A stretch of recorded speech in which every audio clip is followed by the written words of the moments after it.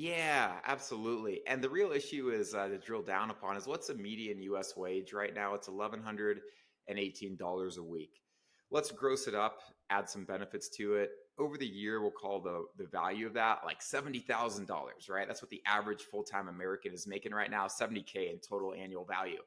What I would say is that it's a better career option to go out and buy a business that's making, let's just say, $500,000 of cash flow per year, get an SBA loan for 80% of it, use your savings or borrow some money from friends and family to fill that equity gap. If you want to take money from someone like me, I will happily consider it. But if I had the money, I would just put it all in myself, own all the upside to it. And if you want equity, raise money later.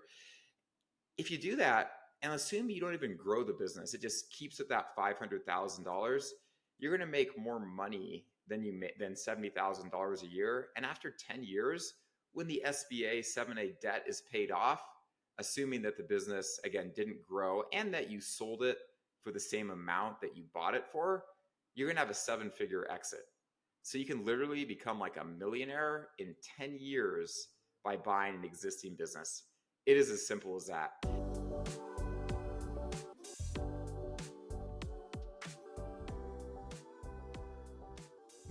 Reid Tileston, what's going on, my friend? Welcome to the Book Thinkers Life-Changing Books podcast.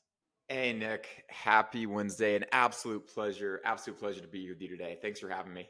Yeah, a little bit of context for the Book Thinkers family. I was actually with Reid last weekend at his home in Salt Lake City, and we got to spend a couple of days doing a deep dive on his book, and I've gotten to know him really well. So one thing that I didn't get to know really well, Reid, was actually your background before getting into entrepreneurial business ownership. So what was Reid Tileston like as a young man?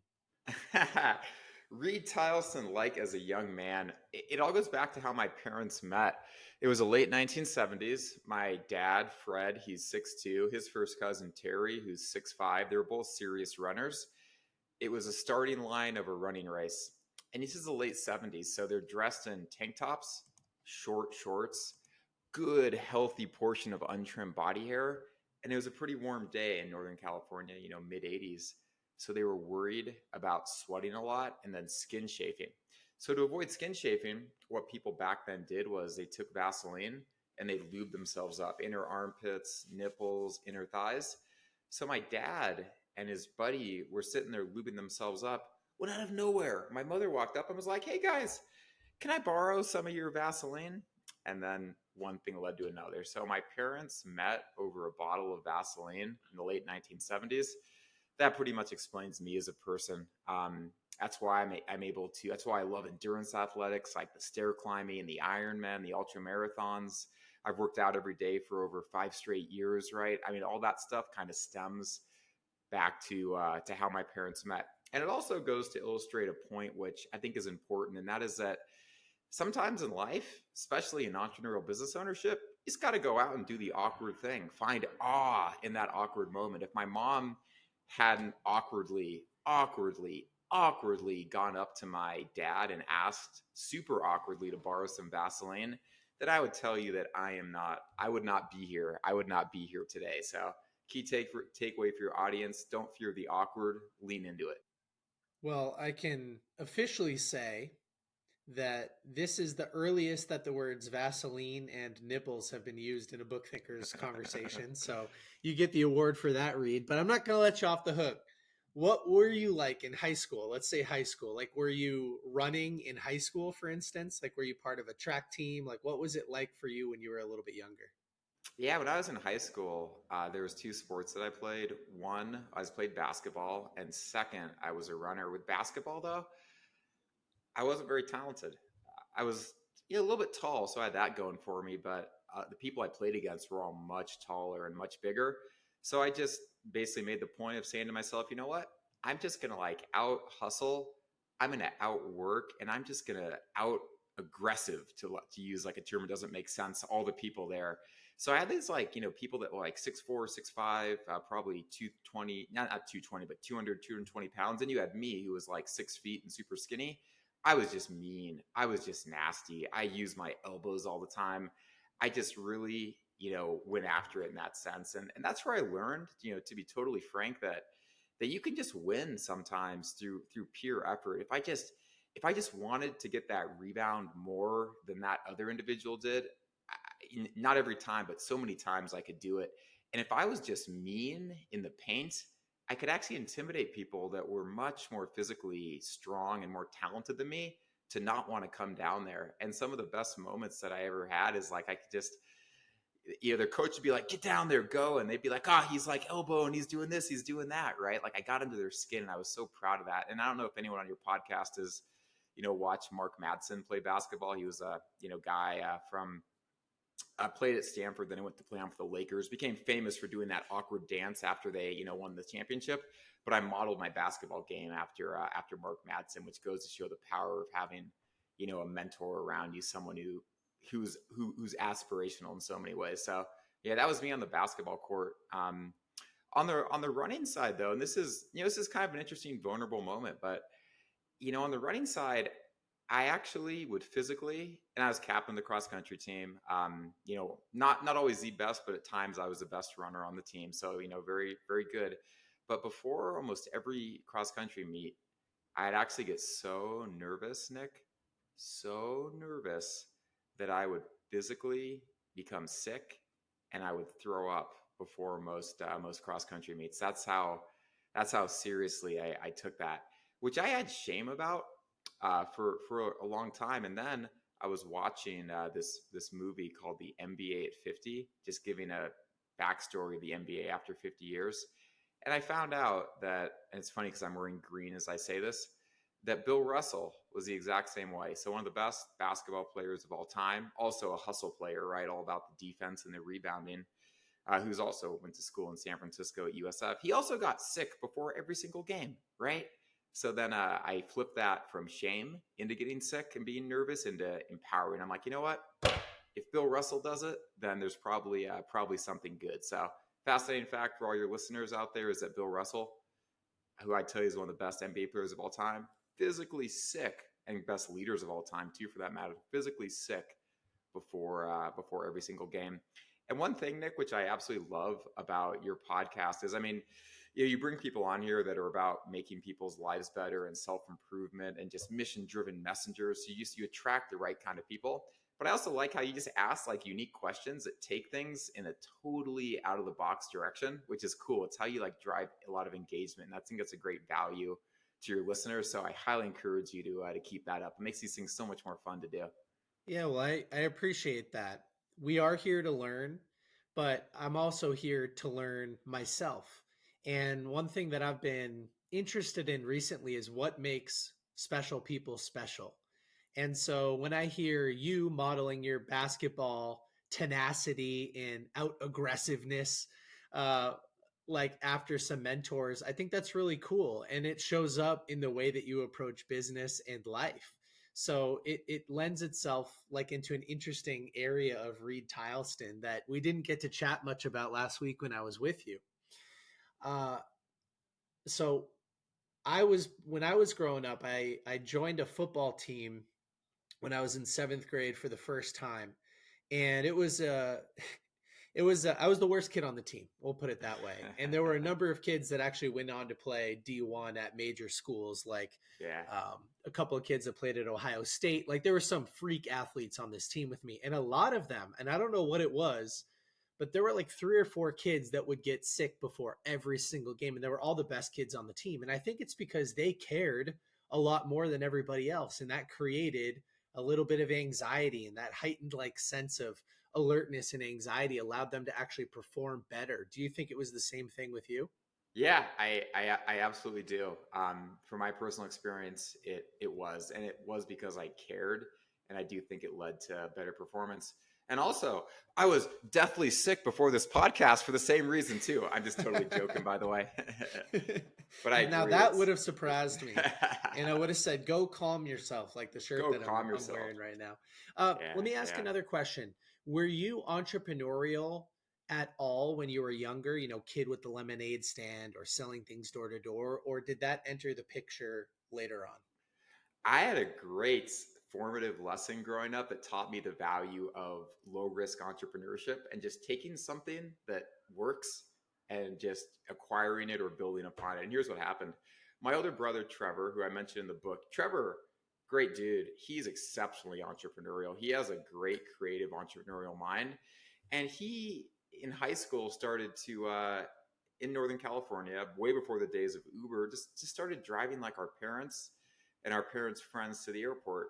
And what he discovered is that, first it was like an allowance thing for my parents. Then eventually like the parents' friends would pay him, $20 in like the late 90s to go drive him to the airport, which was like a 15-minute drive.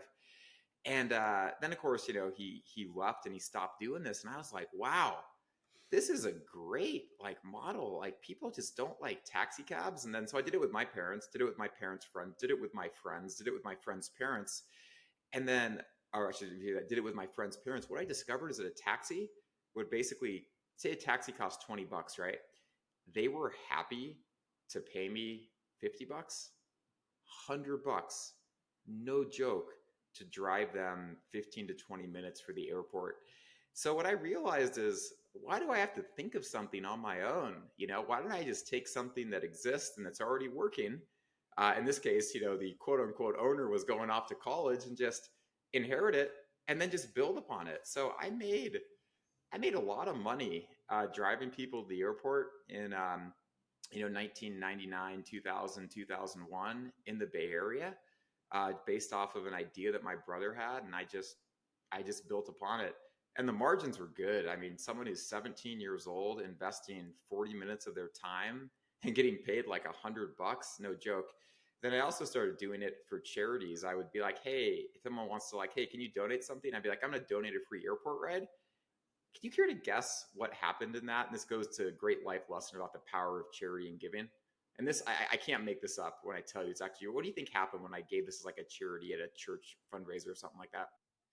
Well, I'm guessing that you gave a couple of rides and those people started to spread the word and share about this amazing service and it led to more business. Now that's my guess, but I don't know this story. So what actually happened? Yeah, that's a guess, and that's absolutely right. I give them one ride, I get more rides, but something else that was even more impressive happened that I would not have, couldn't even have. This blew my mind. On the first ride, they would give me tips of like 20 or 40 or $50. So it's like I gave the ride for free, but they just tipped me so Mm. much that I actually made excellent money off of like that. And then plus later on, they actually wanted to hire me for it. And this became like a capacity thing. I was playing basketball, running cross country, doing Boy Scout stuff, busy with high school. I had like a lot going on. So I didn't like have all the time that I needed to do all these rides, which is one reason that I had the pricing power to charge more for it. But yeah, so that was like my formative entrepreneurship through acquisition, entrepreneurial business owner experience was that. And then obviously, some number of years later, like, Uber comes out, and I always thought back with good memories. I'm like, yeah, no, that was solid stuff because people just hated cabs so much, and they're willing to pay like the neighborhood high. I didn't even have a nice car, by the way. It was a 1992 aquamarine Ford Explorer with like no tinted windows. Like nothing was nice about it, It was like a 4 out of 10, but people were just always happy to pay really good money for that. So that was my first delving into the world of small business. Well, I think there's still room for disruption in the whole airport taxi Uber situation because I think about whenever I travel, the car is sitting at the airport. You have to walk from the garage to the terminal. That's another time delay that people don't think about. It's inconvenient, it's cold, it's not very fun.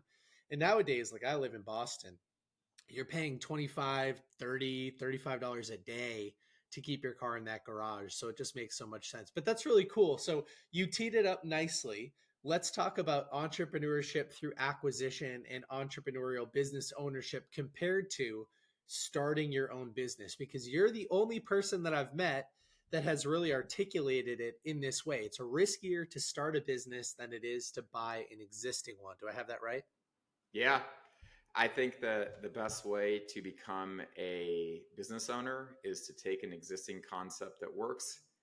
Why try to reinvent the wheel, buy into it, and go from there? The issue with entrepreneurship, I mean, entrepreneurship's great. It's fantastic. It's just that after 10 years, 65% of startups fail, right? buying an existing business, the failure rate, which there's no excellent data on. I can tell you though that it's a lot lower than that. And the upside to it is, I think, can be just as great from the freedom side of things, the autonomy side of things, the financial upside as well.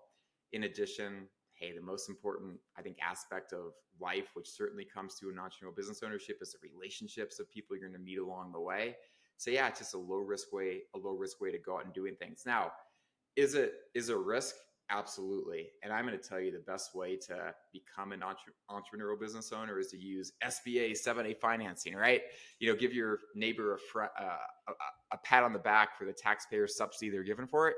But if you default on that, then you're going to have an intimate knowledge of Chapter 11, right? Which is not a chapter in my book. It's a chapter that no one wants to go through bankruptcy. That is. So there's risk to it. It's a good It's line. a lot of work. Yeah, totally.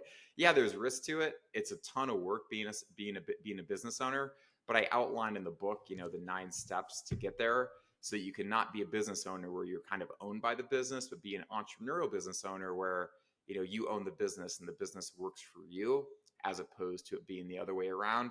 And, it's available on Amazon, grititdone.com, 99 cents through the end of May. It's just all the stuff that I've learned over the 16 years of successfully doing this. And we're not even counting the acquisition of the airport ride company in that, probably well over 20 if we count that one there. So, although I can't say that I actually sold that one, so we couldn't call it a round trip. Well, I learned in your book and through talking with you that over the next 20 years, there's roughly $20 trillion that are going, those dollars are going to transfer from this generation that has it today to the next. What do you call it? The silver tsunami. And so what I don't think most people who are aspiring entrepreneurs realize is that like 0 to 1, meaning going from absolutely nothing to getting somebody else to transfer a dollar from their bank account into yours, that's the hardest part of the process.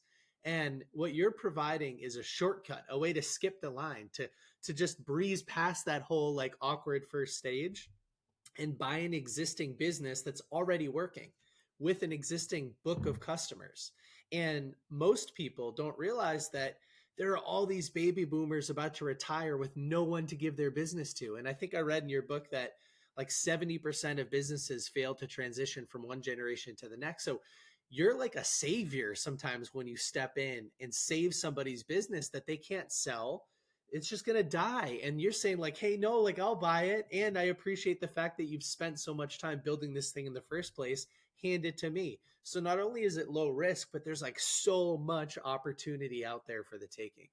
Yeah, absolutely. And the real issue is to drill down upon is, what's the median US wage right now? It's $1,118 a week. Let's gross it up, add some benefits to it. Over the year, we'll call the value of that like $70,000, right? That's what the average full-time American is making right now, 70K in total annual value. What I would say is that it's a better career option to go out and buy a business that's making, let's just say, $500,000 of cash flow per year. Get an SBA loan for 80% of it. Use your savings or borrow some money from friends and family to fill that equity gap. If you want to take money from someone like me, I will happily consider it. But if I had the money, I would just put it all in myself, own all the upside to it. And if you want equity, raise money later. If you do that, and assume you don't even grow the business, it just keeps at that $500,000, you're going to make more money than $70,000 a year. And after 10 years, when the SBA 7A debt is paid off, assuming that the business, again, didn't grow and that you sold it for the same amount that you bought it for, you're going to have a 7-figure exit. So you can literally become like a millionaire in 10 years by buying an existing business. It is as simple as that. And I want to be crystal clear that it's a lot of work to do this, and there's risk and failure does happen. And also, if you have a business that's making $2 million a year, that has all of the great attributes to it, recurring revenue, fragmented customer base, stable management team, that's going to be a very popular business to buy out there. But there is a lot of other ones out there that aren't getting that kind of attention that still exist to this day. And this is not something that was like 5 years ago, this trend is over. Like, this trend is happening right now, like as we speak, and it'll continue to happen over the foreseeable future. So this is in the moment. Like, happening right now. And it is super exciting because I've been that person, having that full-time job before. And I've been doing this for so long that I see such a better life as an entrepreneurial business owner for those people. And like, I want them to know about this. I want them to at least think about it and analyze it, because at its core, like the American dream through entrepreneurial business ownership is alive and well. Despite what you hear, the American dream is alive and well. And I just want to engage with your audience and engage with others about how they can live their American dream through entrepreneurial business ownership. I think a lot of people desire what I know you have, which is freedom and autonomy. Freedom and autonomy. And what they don't realize is that trading their 9 to 5 for a startup venture that's in their head, right? It turns into a 24/7 and they get the handcuffs, right? They're stuck to the business. They're working in it, not on it. And so could you just highlight there the difference between a business owner and an entrepreneurial business owner, and why only one of them actually has freedom and autonomy, whereas the other one only has the illusion of freedom and autonomy? Yeah, absolutely. And it's critical to understand that difference. And the real key is just a philosophical one. A business owner works, the business owns the owner. For an entrepreneurial business owner, the owner actually owns the business, and they're able to work in the business, work on the business and not in the business. But it starts with a mentality that, you know what, I'm going to make myself as redundant to the business as possible. Just start with that mindset that you're going to put the pride aside and do everything in your power, make those hard decisions, surround yourself with the right people that are going to push you so that the business can operate without you there. That's what the mentality needs to be in order to get to that, what I'll call EBO, entrepreneurial business owner status. Now, it can take time to get there. And there's nothing wrong with saying, I'm going to say, for example, you want to buy into a franchise system, right? Say, you know what? I'm going to buy into a franchise. I'm going to learn how to run the business. I'm going to learn how to get it done. I'm going to learn how to hire people. I'm going to get some time in the trenches. And then I'm going to hire the right people around me to where I become from a business owner to an entrepreneurial business owner. It doesn't always have to happen overnight where you just buy it and you're instantly there. It can take time, but that time you invest in the front end, you get to earn becoming an entrepreneurial business owner later. So that's how I think about it. And the key is that I love business owners, by the way. I've been in that state before. I would tell you in the academic, and like there's a lot of research that backs this up, but that's still a better life than having a corporate life. There's more levels of utility and happiness there, right? But if you get to the entrepreneurial business owner life, you're just in such like an absolutely better situation. And if I was to look at, people that actually achieve that versus those that don't, the one differentiating factor is that those that get there are surrounded by groups and people that are either on that same track to getting there or themselves are already there, because just by rule of osmosis, they're going to push you to make those hard choices, to do those hard activities, right? And they're not easy, that will allow you to attain that entrepreneurial business owner status, which is, again, it's the 21st century manifestation of the American dream. I just get so stoked about it. Yeah, me too, man. Me too. And I'm a business owner who's aspiring to be an entrepreneurial business owner, I think, in a lot of ways. And I'm not too far away, but I'm working to get there. And you're helping me, by studying your material, Reid, and becoming friends with you. You're one of those people now that I can surround myself with. Now, just to summarize what we just talked about for a second, I think for anybody that's just listening to this, if you view freedom and autonomy on a spectrum from 0 to like 100%, there's 4 stages along that journey that you progressively work towards to get to that 100%. So an employee has low freedom, low autonomy. An equity employee has slightly more, right? So you're working in the right direction. That's the next step. That's when you take on more responsibility, more ownership in the business. You're rewarded maybe with some ownership, but you're not fully there yet. Then there's the business owner, right? It's another step in that direction. You have the potential to get there now, right? You're a little bit closer. And then once you can finally own the business, make yourself redundant, remove yourself, and have a team that executes everything within the business for you, not only do you set yourself up for a pretty exit at some point, whether you pay off your loans or whatever the case is, but you have that freedom and autonomy. And I know that's why people listen to this podcast. It's because they want to achieve freedom and autonomy in some sense. And so just wanted to summarize that for everybody real quick. And the key is that when you're at that entrepreneurial business owner level, the sky is the limit. I'll give you an experience here from the book.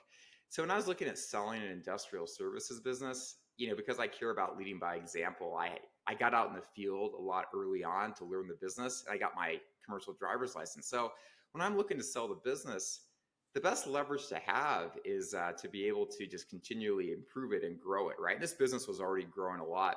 But after I got my signed LOI, I determined that the best way for me to work on the business was to work in the business. And the business was already growing a bunch, but I got out in the field at very high, hourly rates. And I probably juiced the profit margins of that business an additional 1, 2, 3% per month just based on my effort. But if you think about what the return on doing that is relative to anything else I could have been doing in my life, it had the highest possible return. As a business owner, I would not have been able to do that. As an entrepreneurial business owner, I can. So having that ability to figure out the way to drive the most value in the business when the business runs without you there is critical part of it. And that's where that important transition, as you noted, from business owner to entrepreneurial business owner, that's the upside to it. And doing the hard work to get there, the sky's the limit. So you can help me clarify this a little bit. So in this world of, let's just say, buying service businesses, right? And we know, and by the way, the Book Thinkers family knows that Ken Rusk, who's an author that we work with pretty closely, he's been on the show a couple of times, and he's stated some data that says for every 10 plumbers or electricians retiring today, only 4 or 5 are getting into the space, which means that even though demand is skyrocketing, supply is actually lowering. And so there's a lot of money to be made in these blue collar trades type jobs. So we'll talk a little bit about service-based businesses for a second. Are you telling me that a lot of these businesses are not purchased, like that evaluation is not determined by revenue, it's determined by profit or cash flow, like EBITDA, right? Is that what you're saying? So if a business is doing 2.5 million a year in revenue, but it's only kicking out 250,000 in profit, in earnings after everything else is paid, a lot of times you can buy a $2.5 million revenue business for, let's say, $250,000. Yeah, I don't think a lot of people realize that. Well, you're going to pay a multiple on that $250,000, which is going to be dependent. But yeah, the multiple it's not going to be a 10x multiple. I'll say that, right? It's probably going to be somewhere in like the 2, 3, 4 range. Yeah, you buy that cash flow, lever it up with SBA financing for 80% of it, and you can make like some good money. You can make good money out of it. And that's before you even think about growing it, right?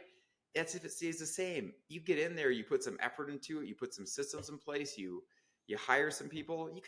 People juice growth in these things all the time, which then also makes it so you can sell it for a higher multiple. I'm being conservative and I'm being humble into how to think about it. But yeah, if you buy a business that say it's doing 500K of EBITDA and you put 5% growth on it and you think about who you might sell it to afterwards, you could do so much. Like I've done so much with that. People I know have done so much for that. And it's just a lower risk way to be an entrepreneur. And you can really buy all that. You can get so much great financial freedom out of it, the autonomy. It's a great situation that more people should know about. And quite frankly, it's why I wrote the book, right? So I outline like the 9 steps that I use to think about this. I put all the tools and the frameworks that I personally have used in there, and just basically giving this away and saying, hey, it's literally spend 99 cents and 3 hours before the end of May, and you get everything I've learned from 16 years of doing this. And you don't just get the frameworks, right? And you don't just get like here's step 1, step 2, step 3. I sprinkle in all of my personal anecdotes and some anecdotes of others to get a real sense for those of you that aren't business owners, what it's actually like to run a business, the pleasure and the pain of people, right? Of vendors, of the issues that happen in the trenches, so that you're just fully immersed and as prepared as one can be before embarking on this journey. And the real key to it is assessment. You mentioned those 4 personas earlier: employee, equity employee, business owner, entrepreneurial business owner. It's critical to understand which of those you are and which of those you desire to be, and to understand like how much money do you want to make out of this? Why are you doing it? What are you willing to do? Do that painful work on the front end and then determine what the right next steps for you are. Some people will choose to go to business school to figure these things out, and that's great. It's a great next step for a lot of people. Some people will go to take classes on it or go to conferences on it, and that's great. Those are all awesome. What I determined is that, hey, spend 99 cents in 3 hours, read this book. It's a great first step in thinking about going down this process, or just deciding, hey, you know what? This process is great for a lot of people. It may not be great for me. That's fantastic too. Just the most cost-effective, time-efficient first step. Nick, I do. A lot of people reach out to me about talking about this stuff because this guy's done it. He's been successful with it, and seems like he's credible. And what I found is that a lot of people aren't really ready for those calls. So now, if you want to talk to me, read the book first, and then we'll book a call together and go through things. Because that way you'll know everything that I know, and you can ask some really intelligent questions. I can add more value to it, and go from there. Yeah, and you'll be hosting an in-person, multi-day kind of like deep dive into your entire framework. So I know they're going to be long days, but that's another option. So people can reach out to you on your website. I want to tell you real quick, Reid, that on let's see, yeah, it was Monday morning, so just a couple of days ago, I got coffee with a friend of mine, Derek, and Derek built and sold a company called Label Radar. And now he's an employee at that company. So he's doing his couple of years of service to the business that he sold to. And he's looking to start something new in the next couple of years. And I said, well, tell me what you mean by that. And he said, well, I just want to buy a safe business. I don't want to start something again. He was like, that was crazy. It was a roller coaster. It was risky. It was up. It was down. I said, listen, I've got the perfect book for you. And it's coming out on May 13th. So tell everybody one more time where they can go to learn more about you, where they can learn more about the book, and how they might reach out after they've read the book and want to do a deeper dive by attending one of these in-person sessions that you're going to host. Yeah, so grititdone.com. Book is 99 cents to the end of May. I'm also getting more active on LinkedIn and Twitter, so certainly feel free to engage me and follow me there. And then if you want to learn more, just input your information and we can book a call. I teach this stuff as an adjunct professor already, and I do these workshops and I teach it to MBAs over X amount of weeks and everything's like that. And I'll just be honest, I mean, it's just fun. We have a good time, and I always tell you, we just have a good time doing it. So yeah, if you're interested, definitely happy to have the conversation, and exciting times await. Grititdone.com. Yeah, Reid. Well, you're a fun guy to be around, and you definitely have a wealth of knowledge. 16 years of business experience, maybe 20 if you count your driving experience as well. 4 acquisitions and exits and triathlon and 10x return on your last acquisition. Like, you've got all the credentials, and now people just need to do the work. They need to read the book. They need to learn more about you. They need to learn from you, engage with you on social media. We'll have all of those links in the show notes below. And just one more time, thank you so much for coming on the show today. Yeah, my absolute pleasure. And the key takeaway is that in this world of entrepreneurial business ownership, as I'd love to say, if you're not all in, you're in the way. So just get out there and grit it done. Fact.